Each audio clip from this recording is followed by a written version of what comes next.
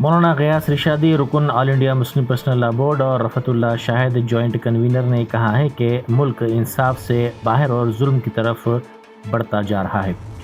تمام کے ساتھ انصاف کی بنیاد پر ملک بنایا گیا تھا۔ دستور کا مقصد تمام کو حقوق ادا کرنا تھا، لیکن دستور کی دفعات پامال کی جا رہی ہیں۔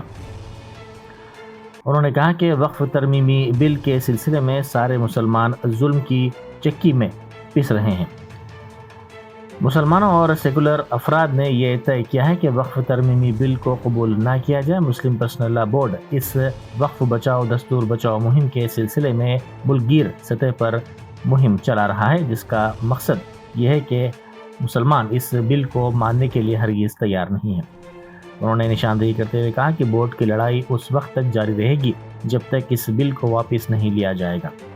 پورے ہندوستان میں مسلم پرسنل لا بورڈ نے تمام مکاتب فکر کے افراد کے ساتھ تمام تنظیموں اور سیکولر جماعتوں کو لے کر ایک مہم چلائی ہے۔ انہوں نے کہا کہ بڑی طاقت کے ذریعے یہ مہم چلائی جا رہی ہے۔ انہوں نے کہا کہ بورڈ کے ذمہ داروں کی ایما پر مختلف قسم کے احتجاج کیے جا رہے ہیں۔ اس احتجاج کا سلسلہ جاری ہے۔ انہوں نے کہا کہ 18 مئی کو گول میز اجلاس ہوگا، جس میں سرکردہ طبقات کے افراد، تعلیم یافتہ افراد اور وکلاء حصہ لیں گے۔ اس کے بعد تلنگانہ اور آندھرا پردیش میں بھی ضلعی سطح پر ایسے اجلاس منعقد کیے جائیں گے۔ 25 مئی کو انسانی زنجیر تلنگانہ میں بنائی جائے گی۔ 2 بجے دن تا 2:30 بجے دن یہ زنجیر بنائی جائے گی۔ انہوں نے کہا کہ 22 مئی کو عیدگاہ بلالی میں خواتین کا جلسہ عام ہوگا۔ بورڈ کے مرکزی عہدیدار اور صدر بورڈ بھی اس جلسے میں شرکت کریں گے۔ یہ جلسہ بعد مغرب منعقد کیا جائے گا۔ 1 جون کو احتجاجی دھرنا اندرا پارک پر دیا جائے گا، جس میں سیکولر جماعتیں اور مختلف تنظیموں کے ذمہ دار بھی شرکت کریں گے۔ انہوں نے کہا کہ 7 جولائی کے بعد دوسرے مرحلے کے احتجاجی پروگرام کو قطعیت دیا جائے گا۔ السلام علیکم ورحمۃ اللہ وبرکاتہ۔ میں ہوں غیاث احمد رشادی، رکن آل انڈیا مسلم پرسنل لا بورڈ و کنوینر وقف بچاؤ دستور بچاؤ مہم تلنگانہ، اور میرے ساتھ ہیں جناب رفعت اللہ شاہد صاحب جو جوائنٹ کنوینر ہیں۔ اور آج ہم اس لیے میڈیا کو بلائے ہوئے ہیں کہ ہمارا مقصد یہی ہے کہ اس وقت میں ہمارا ملک انصاف سے باہر اور ظلم کی طرف سفر کر رہا ہے۔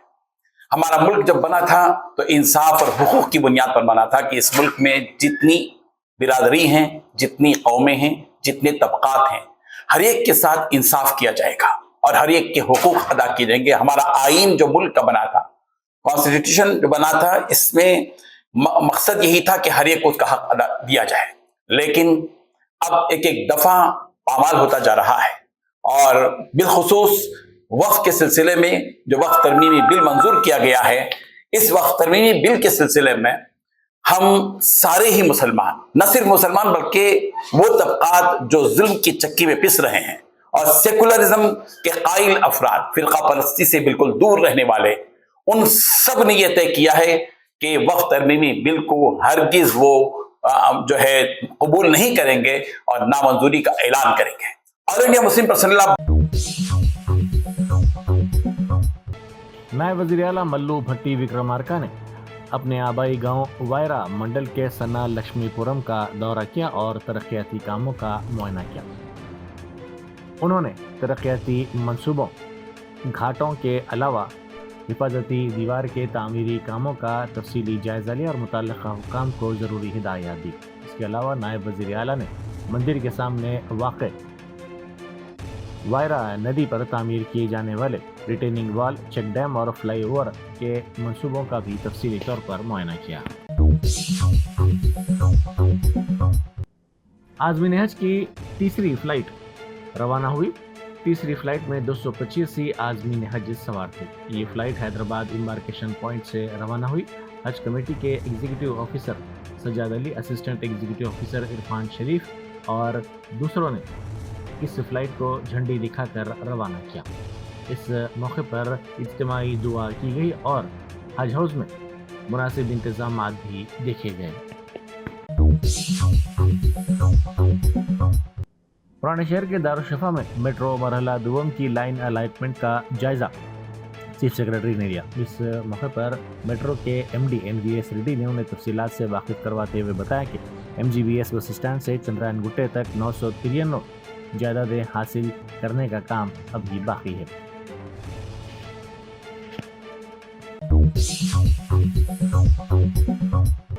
حیدرآباد کا نو تعمیر شدہ چرلاپلی ریلوے اسٹیشن، جس کا افتتاح خود وزیر اعظم مودی نے ویڈیو کانفرنس کے ذریعے کیا، صرف 3 ماہ میں ہی پہلی گرمیوں کی بارش کو برداشت نہ کر سکا۔ بارش کے بعد اسٹیشن کی فرنٹ ایریا کے علاوہ داخلی دروازے کی چھت اور دیگر مقامات کا کچھ حصہ گر گیا، جس سے تعمیراتی معیار پر سنگین سوالات اٹھنے لگے۔ خوش قسمتی سے واقعے کے وقت اسٹیشن پر مسافروں کی تعداد کم ہونے کی وجہ سے کوئی جانی نقصان نہیں ہوا۔ کاروان کے مجلسی رکن اسمبلی کوثر محی الدین نے شیخ پیٹ ڈویژن کے مختلف علاقوں میں پانی کی نامناسب سربراہی، لو پریشر اور دیگر شکایات کا فوری طور پر ازالہ کرنے کی واٹر بورڈ کے عہدیداروں کو ہدایت دی۔ انہوں نے واٹر بورڈ کے عہدیداروں کے ساتھ تفصیلی طور پر جائزہ اجلاس منعقد کیا۔ اس موقع پر انہوں نے کہا کہ ان کے حلقے کے کئی علاقوں میں پانی کی نامناسب سربراہی کی شکایات موصول ہو رہی ہیں۔ ان شکایات کو فوری دور کرنے کی ضرورت ہے۔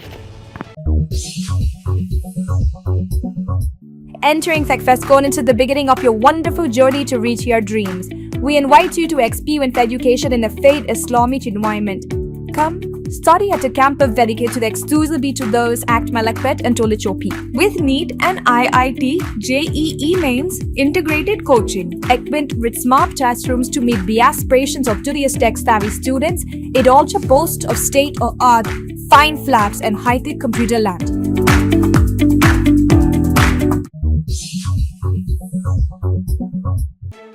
چیف سیکرٹری راما کرشنا راؤ نے جی وی کے مال کے قریب فٹ اوور برج کی تعمیر کے کاموں کا تفصیلی طور پر معائنہ کیا۔ اس موقع پر انہوں نے کاموں کی پیش رفت کا جائزہ لیا اور ان میں تیزی پیدا کرنے کی عہدیداروں کو ہدایت دی۔ اس موقع پر سیکرٹری بلدی نظم و نقل و شہری ترقی کی لمبرتی، commissioner G H M C R V Karnan اور دوسرے موجود تھے۔ مس ورلڈ 2025 مقابلے میں شرکت کے لیے مختلف ممالک سے حسیناؤں کی حیدرآباد آمد کا سلسلہ شروع ہو چکا ہے۔ مس کینیڈا حیدرآباد پہنچی۔ مس ورلڈ مقابلے میں حصہ لینے والی حسینائیں اس ماہ کی 6 تاریخ سے حیدرآباد پہنچنا شروع کریں گی۔ اسی سلسلے میں مس کینیڈا کل حیدرآباد پہنچی، جہاں ایئرپورٹ پر ان کا شاندار استقبال کیا گیا۔ تلنگانہ کی تہذیب اور روایات کے مطابق سرکاری عہدیداروں نے ان کا پرجوش خیر مقدم کیا۔ راجندر نگر اور بدویل کے مضافاتی علاقوں میں قبرستانوں کے سلسلے میں ایک تشویشناک خبر سامنے آئی ہے۔ ان علاقوں میں قبرستان میں من مانی قبضے کیے جا رہے ہیں۔ ذرائع کے مطابق ایک نعش کی تدفین کے لیے 15,000 روپے وصول کیے جا رہے ہیں، جبکہ بعض صورتوں میں یہ رقم 30,000 روپے تک جا پہنچی ہے۔ ایک چونکا دینے والے واقعے میں کل ایک نعش کو صرف اس لیے 7 گھنٹے تک دفن کرنے نہیں دیا گیا کیونکہ لواحقین مطلوبہ رقم ادا کرنے سے قاصر تھے۔ قبرستانوں پر مکمل اختیار متولیوں کا ہے اور مقامی سیاسی قائدین کی پشت پناہی سے غیر انسانی کاروبار کیا جا رہا ہے۔ چھتیس گڑھ تلنگانہ کی سرحد پر واقع علاقوں میں آپریشن کگار کو فوری طور پر روکنے اور لڑائی بندی کا مطالبہ کرتے ہوئے سول سوسائٹی کی تنظیموں کی جانب سے امن ریلی کا اہتمام کیا گیا۔ گزشتہ روز سندریا وگنان کیندرم سے یہ امن ریلی نکالی گئی۔